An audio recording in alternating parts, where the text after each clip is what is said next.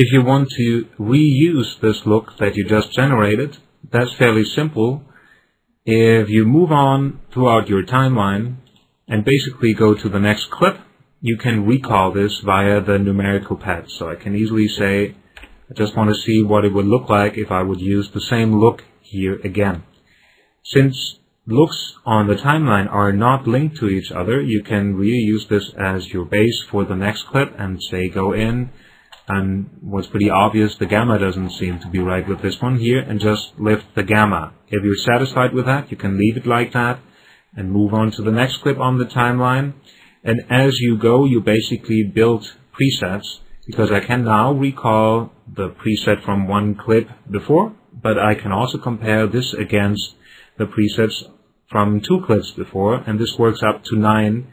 So basically you have 1 to 9 on your numpad that will give you this information. If you're satisfied with it, you really can just move on to the next clip on the timeline and so forth. So as you start working, you basically already generate data that will help you throughout working with this timeline.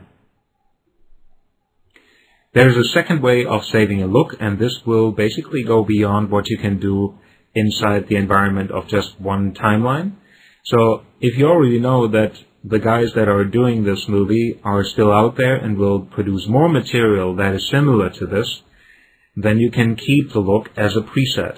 Therefore, let's look at the look store. So this is still set to reflect the original folder with just the presets for white balancing. But this is not limited in its use for creating additional tabs and saving looks for specific purposes. So in this case, if I want to save looks for this project that will help me as more material comes in, I can simply go in and say, I want to save additional looks now, let's say in this folder here instead of the original look store, which I can still access. So whenever I need it, I just click on the tab. And now with this one here, I can say I want to save what I've done so far, what I've generated so far. So let's recall the look from the previous grade again. And now if you hit this button here, it will save a look in the look store.